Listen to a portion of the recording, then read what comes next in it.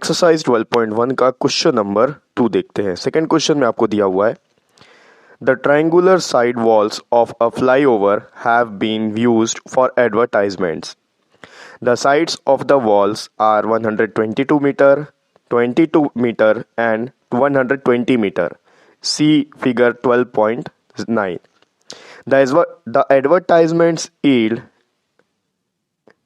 The advertisements yield an earning of rupees 5,000 per meter square per year.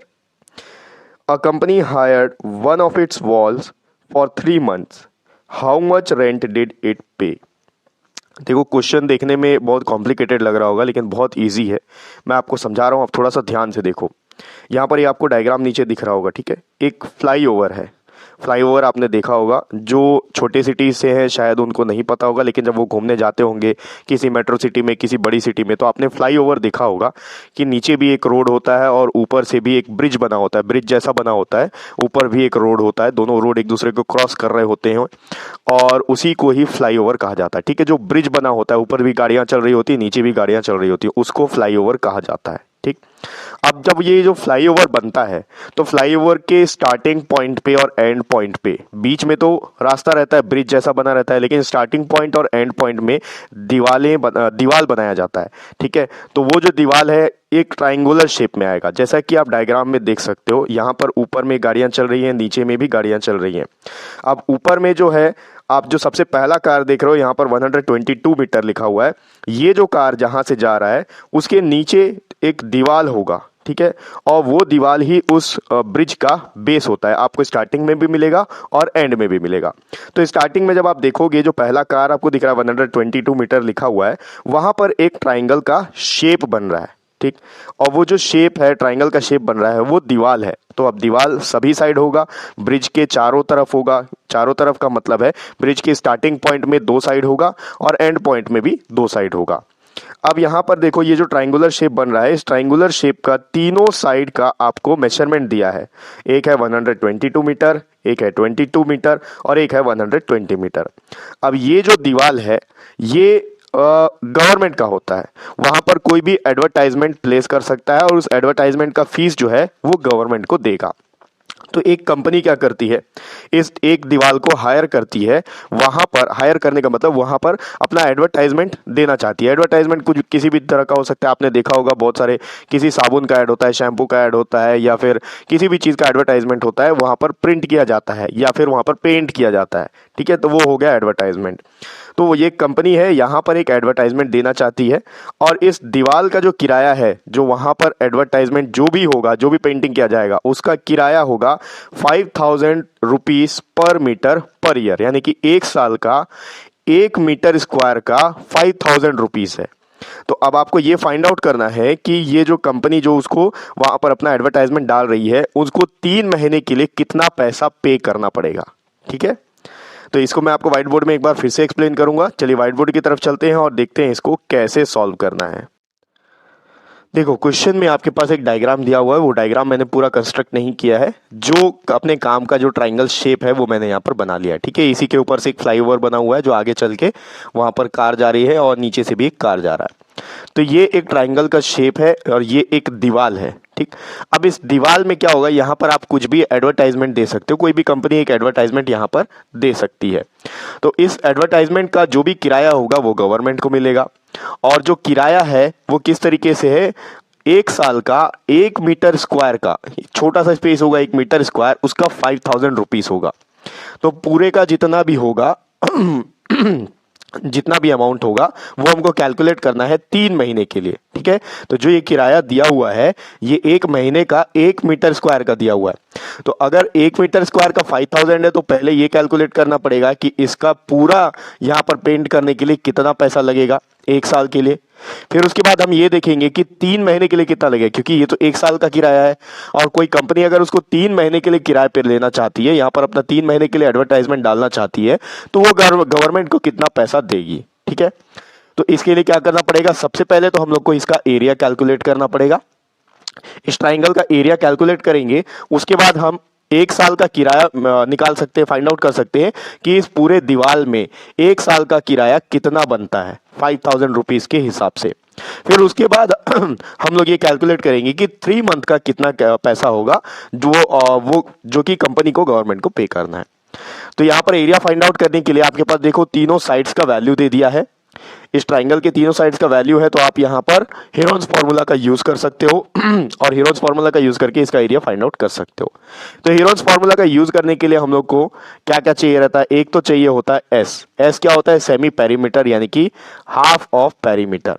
तो ये चीज हम फाइंड आउट करेंगे, पहले इन तीनों को ऐड करना पड़ेगा। मैं यहीं पर कर लेता हूं, S is equal to A plus B plus C divided by 2, तो 122 plus 120 plus 22 divided by 2। Add कर लेते हैं, 122 प्लस 120 प्लस 22, ये आ गया 2 प्लस 2 4, ये हो गया 2 2 4 प्लस 2 6, ये 2, ये आ गया 264 डिवाइडेड बाई 2। 2 1 जा 2, 2 1 जा 2, 2 3 जा 6, 2 2 जा 4, 32 मीटर। यहाँ पर आपको मीटर में दिया हुआ है, सब चीज मीटर में। तो इसका पेरीमीटर का हाफ यानी कि सेमी पेरीमीटर आ गया 132 मीटर। अब हेरोन्स फार्मूला यहाँ पर देखते हैं क्या होता है, अपना हेरोन्स फार्मूला लिख लेते हैं एक बार। हेरोन्स फार्मूला ये होता है area of triangle is equals to under root, root के अंडर में आता है s into S minus a, s minus b, s minus c. तो यहां पर मैंने ए बी सी ले लिया है, इसको ए, इसको बी, इसको सी, आप किसी को भी ए बी सी ले सकते हो। तो ए बी सी मैंने ले लिया है। अब यहां पर वैल्यूज पुट करते हैं, एस का वैल्यू भी अपने पास में है, यहां से ले लेता हूं मैं अंडर रूट, एस का वैल्यू है 132 into S minus A, 132 minus A का value 122, S minus B 132 minus B का value 120 into S minus C, S का वैल्यू 132 माइनस सी का वैल्यू 22। ठीक, सॉल्व करके देखते हैं, इसका आएगा 132 एज इट इज रहेगा, अंडर रूट में देखते हैं अपन क्या क्या आने वाला है। 132 माइनस 122, तो 2 माइनस 2 हो गया 0 और ये 10 आ गया, ये बीच में इंटू का साइन रहेगा सबका, ठीक है, क्योंकि ब्रैकेट ओपन होते जाएगा। इंटू 132 माइनस 120, तो यहाँ आएगा 12 और इंटू 132 माइनस 22, 132 माइनस 22, ये आ गया 0 1 1 110। अब आपको इनका स्क्वायर रूट फाइंड आउट करना है। तो स्क्वायर रूट फाइंड आउट करने के लिए आपको इन सबको पहले मल्टीप्लाई करने की जरूरत नहीं है, आप इन सब का प्राइम फैक्टराइजेशन करते जाओ, आंसर आपको इजीली मिलेगा। सबसे पहले 132 है, एलसीएम निकालते हैं 132 का, 2 से डिविजिबल है, 2 6 जा 12, बच गया 1, यहाँ हो गया 12, 2 6 जा 12, फिर 2 से डिविजिबल है, 2 3 जा 6, 2 3 जा 6, 3 से डिविजिबल है, 3 1 जा 3, 3 1 जा 3, और 11 से 11, तो यार 2 इंटू 2 इंटू 3 इंटू 11 आया है, 2 इंटू 2 इंटू 3 इंटू 11, ये किसका है 132 का। 10 का कर लेते हैं, तो 10 का तो बहुत सिंपल है, 5 इंटू 2 ही आएगा, 5 इंटू 2।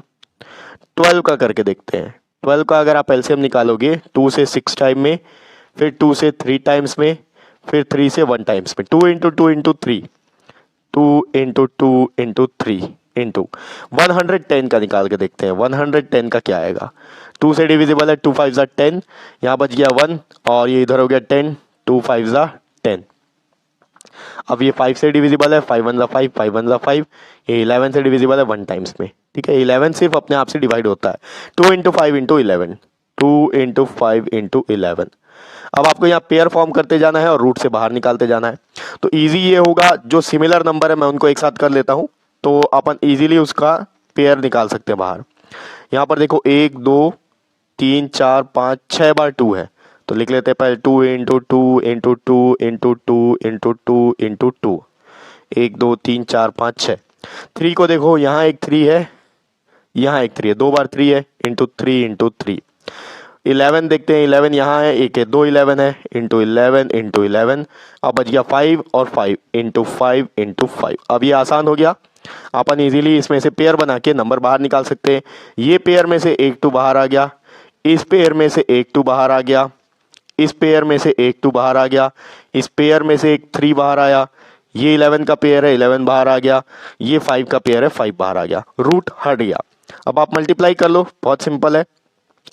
2 2 ज़ा 4, 4 2 ज़ा 8, 8 3 ज़ा 24, 24 इंटू 11, तो पहले 24 इंटू 5 कर लेते हैं, 24 इंटू 5, 5 4 ज़ा हो गया 20, 5 2 ज़ा 10 प्लस 2 हो गया 12, 120 इंटू 11, 1 0 0 1 2 2 1 1 1 1 0 0 1 2 ज़ा 2 1 1 ज़ा 1, ये आ गया 0 2 3 1, 1320 1320 मीटर स्क्वायर। क्योंकि ये क्या हमने फाइंड आउट किया, हमने फाइंड आउट किया इस ट्राइंगल का एरिया, ठीक है। तो ये जो दीवार था उसका एरिया है 1320।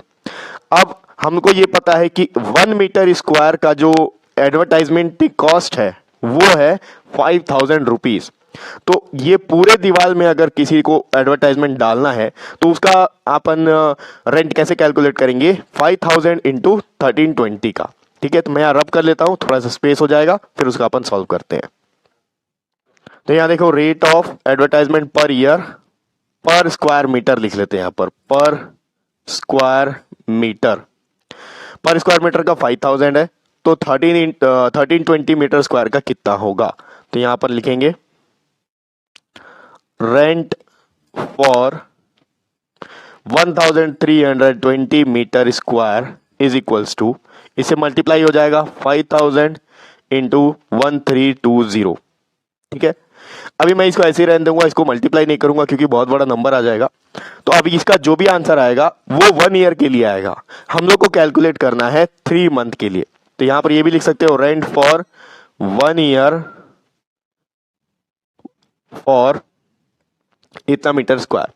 अब आगे लिखेंगे अपन रेंट फॉर 3 मंथ, 3 महीने के लिए कितना रेंट हो जाएगा। देखो अगर 1 साल के लिए इतना रेंट है तो 3 महीने के लिए कितना होगा, एक साल में 12 महीने होते हैं, तो 3/12 अगर अपन कर देते हैं तो 3 मंथ का अपन को मिल जाएगा। तो यहां पर करेंगे 5000 इंटू 1320 इंटू 3 मंथ का आएगा 3/12।